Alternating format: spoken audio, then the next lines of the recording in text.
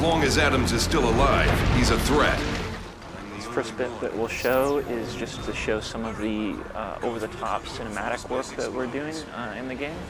There aren't a lot of fixed cinematics that take away the player control, but this is one that the game picks up right where the first one left off. You don't have to have played the first one to enjoy Conduit 2, but if you did, there's quite a few nods to the players. Player at the end of Conduit 1 went through a conduit, and we kind of left that as a cliffhanger. And where you come out at the start is on an oil derrick in the middle of the North Atlantic, actually in the Bermuda Triangle.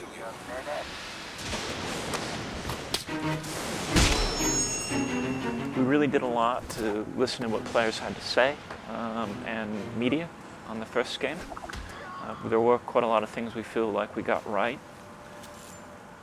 We got things like the aesthetics of the game as far as technical capabilities of the Wii and pushing it further than other developers and publishers had. We got the control right. We did a solid multiplayer outing. There were quite a number of areas where we needed to improve though, and some of those being our story. The single-player campaign mode was definitely on the short side. There were some design flaws in the original game. Those are all areas that we've spent quite a lot of effort on working out. Things like AI and enemies having a lot more intelligent behaviors is, for the player, for a more engaging experience. The game takes place all over the globe. We weren't focused just on DC as in the first game. You do get to revisit that area, which is a lot more war-torn and devastated. But we open up to a lot of different global locations, everywhere from China to Siberia to some more fantastic locations like the lost city of Atlantis, Agartha, some really interesting locations that allowed our creative teams to run wild a bit more.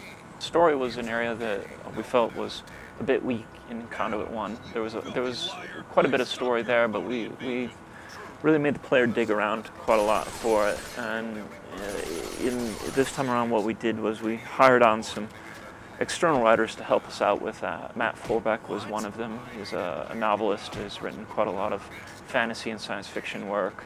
And Jason Blair, who had worked on Prey and a number of first-person shooters, and that was really useful getting their insight. Having Jason come on with the team, working 3 days a week directly with the team was really valuable.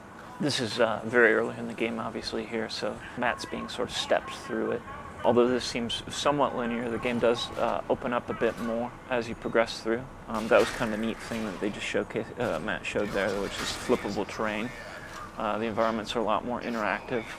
You'll notice that the enemies will do things like, of course, they'll flip terrain themselves, but they'll also do things like dive out of the way of grenades. They'll work in tandem with each other.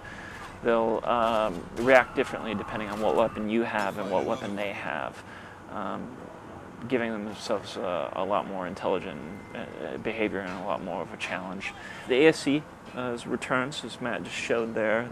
It's used as a collection device throughout the game, but it also has a meaningful gameplay purpose as well, where you're able to use those things to then go in and, as collectibles, you can use those credits to then unlock things like additional weapons, upgrades for your character, and even unlock additional gameplay levels. We've got a large variety of weapons this time around. We've got 21 unique weapons, which is quite a bit more. We really listened to fans and some of the things that they wanted, some large, some small.